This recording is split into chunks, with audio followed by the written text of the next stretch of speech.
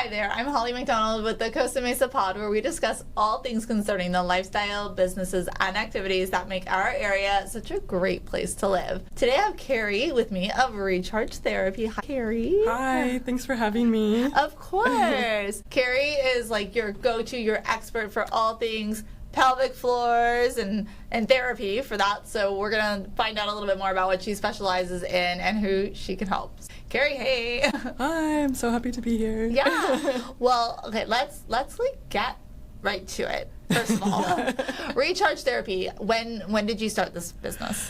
I started it almost 10 years ago. Okay. And did you know that, like, let's go back a little bit. When you first started your journey, probably going through school and whatnot, did you know you wanted to do physical therapy?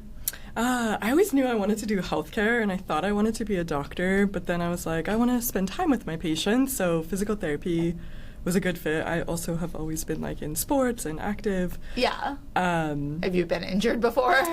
Actually, knock on wood. Most people, that's how they get into it. Yeah. I have not had any major injuries, luckily, but I think I just was like fascinated by the body and like helping it heal. Oh. And also like I didn't want to sit at a desk all day. Yeah, kind of keep things moving and like interesting. So pelvic floor is like a very unique specialty. I mean, people do talk about it more and more now.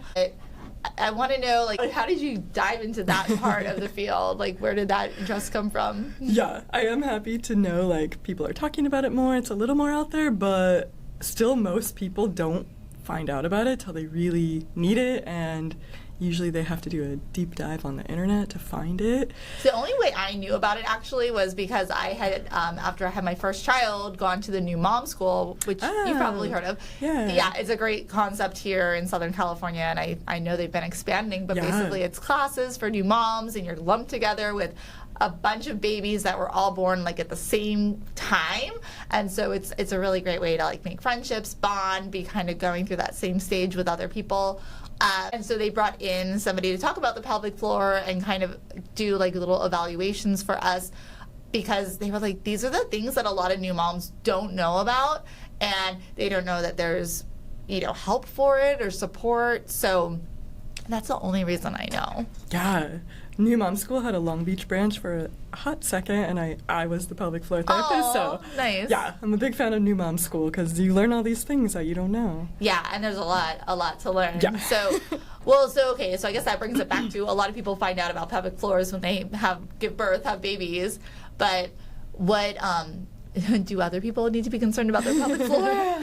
Yeah, I see a lot of people, like I see athletes, I see men, I see young women who have like endometriosis, but in general, don't start freaking out like, do I gotta be worried about this? Yeah. Because what I tell people is our pelvic floor should just function and do its job. Yeah. And what is its job? Yeah, oh, that's a good point.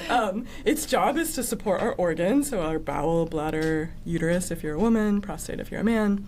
It helps with athletic activity. It's part of your core, posture. Yeah, and some other like little more technical type of things, but those are like the main things. But it's what keeps in the pee and poop until it's time to go to the bathroom, and then it's also involved in like pregnancy and childbirth. Like when people talk about practicing their Kegels and stuff, they're kind of referring to that. Yeah, that's your pelvic floor. Yeah, so if you don't have any issues with any of those things, it's something you don't need to worry about because it means it's doing its job and it's fine. If it ain't broke, don't fix it. Exactly. It is one of those things. And also I'll say this, like, I don't think everyone needs to do Kegels, and the reason is your pelvic floor is part of your core, so every time you exercise or walk or move, your pelvic floor automatically activates a little bit. Yeah. And that's why we don't have to like go out of our way to do extra if it's like not dysfunctional.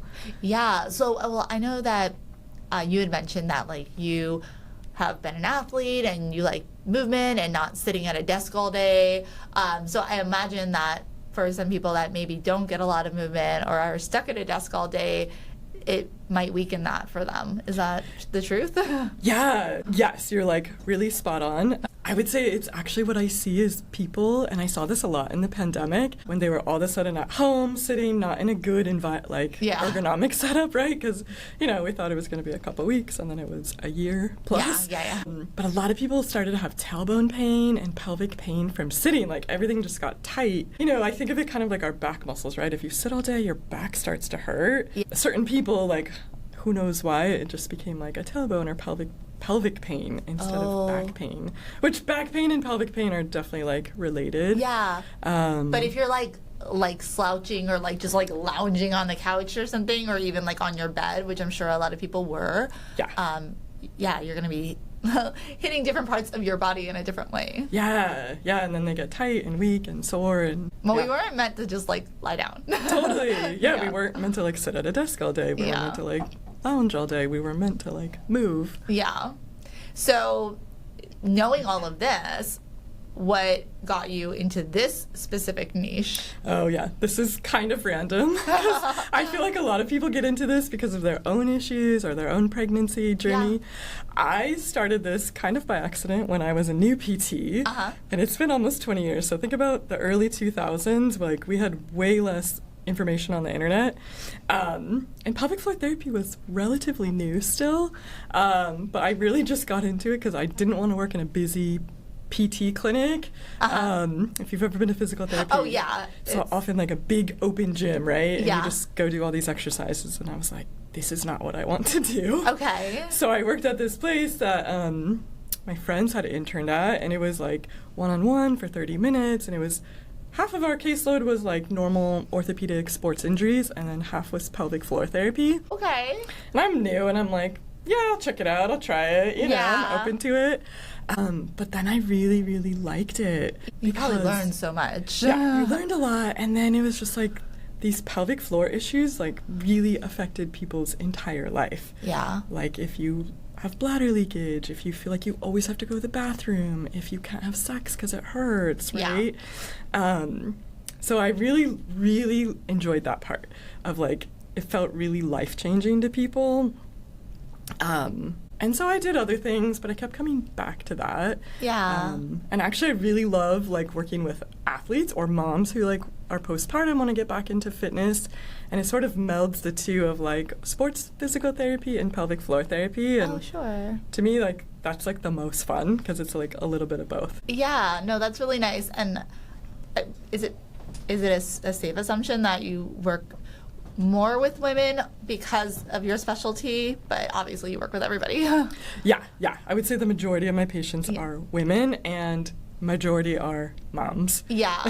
I know you mentioned from the get-go that you liked being able to like interact with your patients, like have some time with them, and so now you kind of get to do that, and I'm sure you're hearing all sorts of interesting stories, and like you said, you're able to help them resolve some problems in their life, like to make it better. Yeah, that's like really what makes it rewarding. You know, like healthcare is challenging in our country. Yeah, I've heard. Which is like why I started my own practice, so I could like do it my way. Yeah. It's like really that's the rewarding part is like we work on these things and it's like, oh my gosh, I can run without peeing my pants, you know? Or I can ride my bike and it doesn't hurt. So it's fun. It's like really, I get excited too for my patients when they're like, oh my God, I did this, and you know. Yeah. So. Well, no, that's like definitely a good sign when you enjoy going to work, you enjoy getting the positive feedback from your clients. What made you branch out and start your own practice? So that was about 10 years ago. Yeah. So I did a bunch of things in my career, and then when I was in school, I was like, I'm never going to have my own practice. I want to be a clinician. I don't want to be a business person. You know, then things happen. So ultimately what made me decide is I had this boss who wouldn't give me time off to go to my friend's wedding out of state. And I was like, you know what? I'm never going to do this again. I don't want to miss a friend's wedding or a big life event. Yeah. Just because I can't have the time off. So that sort of like put me on this path. And then I think just the burnout of our healthcare system of having to see a ton of patients at once and not, like, just the inefficiency of it, right? It's like, I don't get much time with you, so you have to come more often. Yeah. And it takes longer to get better. And it's like, if I had really the time with you, it's like you can get better, like, so much faster. Oh, that's so interesting. Yeah, so I spend a whole hour with my patients, and a lot of my patients I see for 4 visits. Okay, well, and they probably appreciate that too. All of a sudden, it's not like a chunk of their life devoted to, I know like my husband had some back issues like a couple of years ago, and it was like 2 to 3 times a week. He had to go, and it was like planning our life around it. Yeah. His life more so, but like still. It's a lot. It was a lot, and it was like months.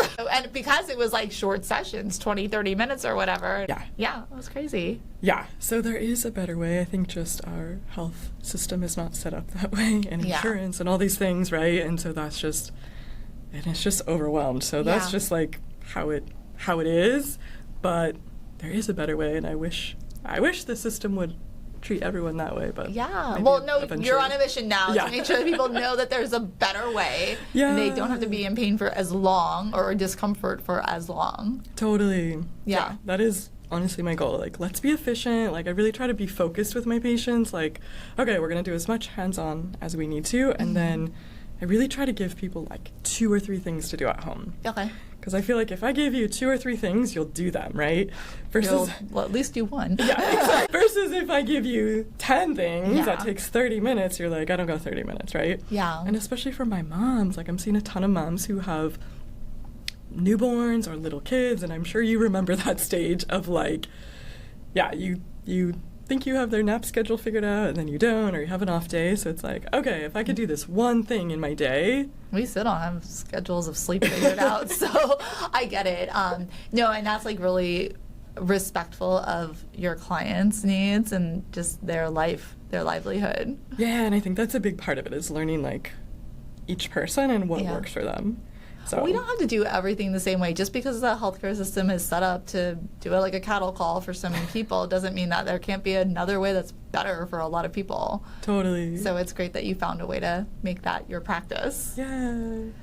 So, in Southern California, we have a lot of babies. So, I mean, that makes your practice something that I'm sure is like booming. And I know probably in the time that you've been opened, I don't have the stats for this, but it seems like there's been like a little baby boom post-COVID. Oh, I mean, I see it just in like, my daughter was born 2019 and my son was born 2021. And like the class size for my sons is so much. It's almost like double. Wow. And I was like, oh yeah, it's all us 2020 pregnant people. So I feel like you probably did see a surge. Yes, definitely. Like during the pandemic, I think, people are like, well, not that there's nothing else to do, but sort of like we wanted to have kids sometime, and like now's the time. The present, yeah. So definitely there was like, this sort of like pandemic and like post-pandemic surge of babies. Well, and you're based in Long Beach. Yes. You service people throughout LA and Orange County and everything, and we're just, down the road from you basically.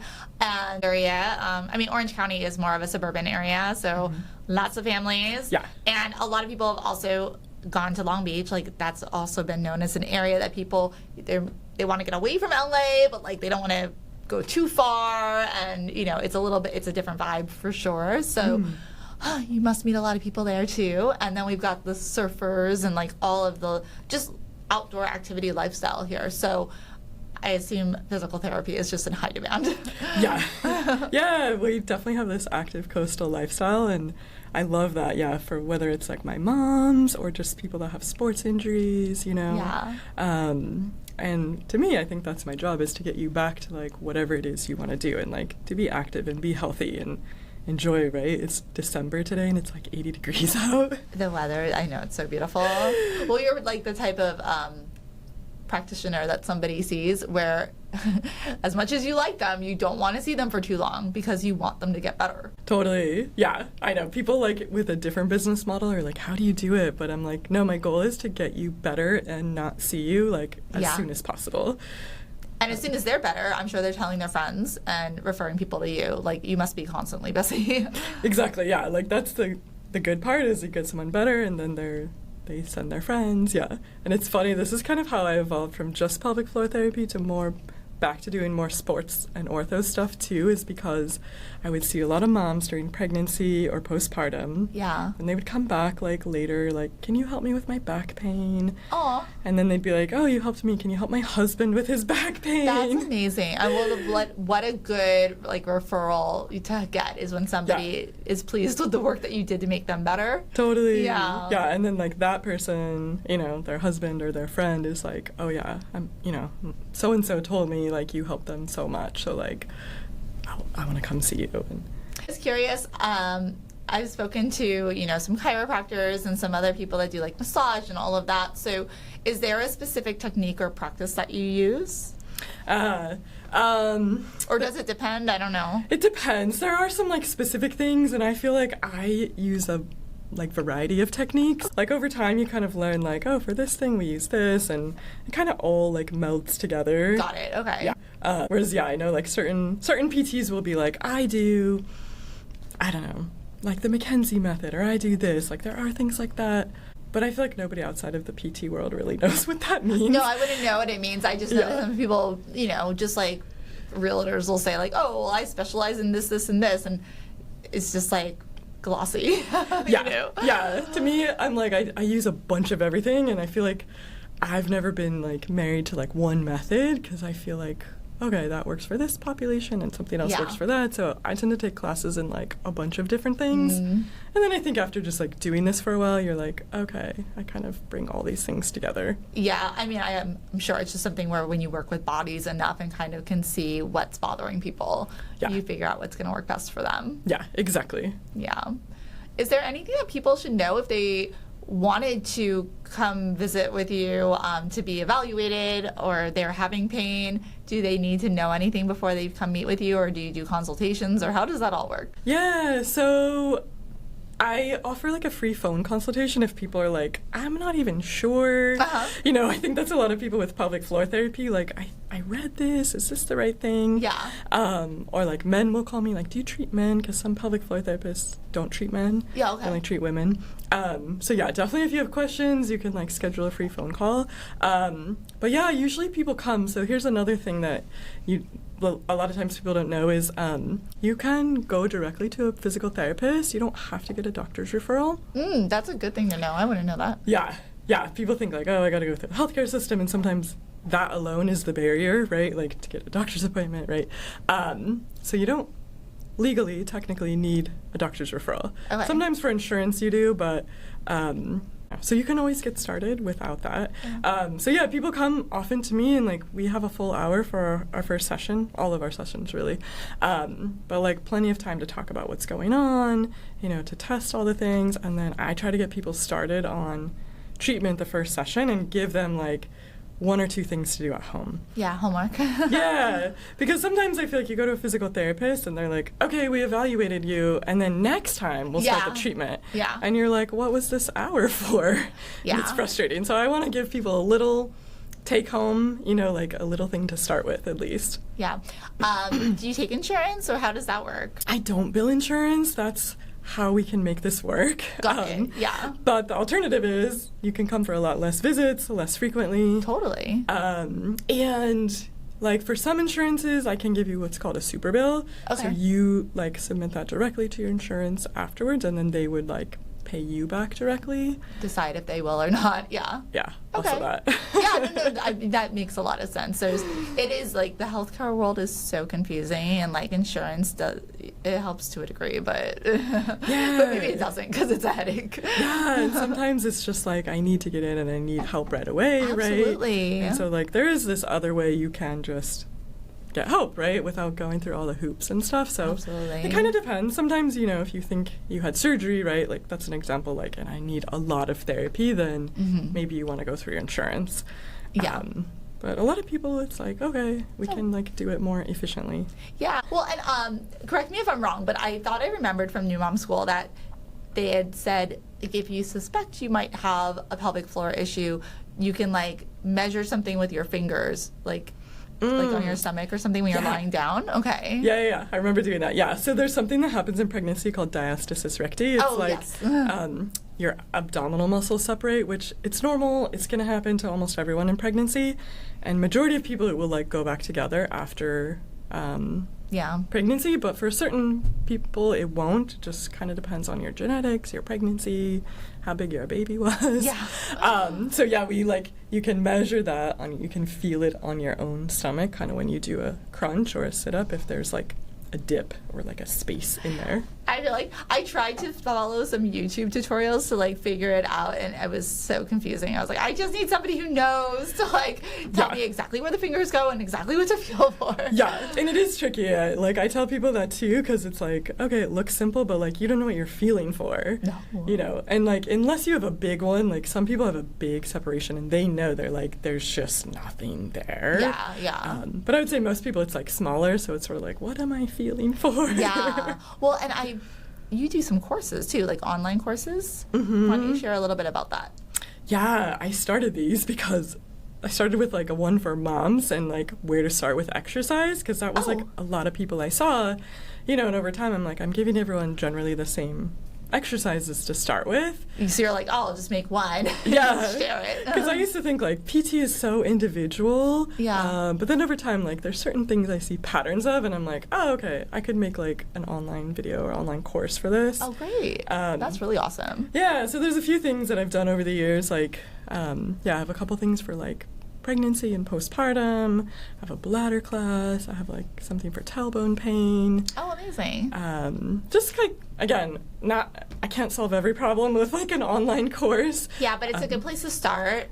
It gives people some options. It can help people out of the area.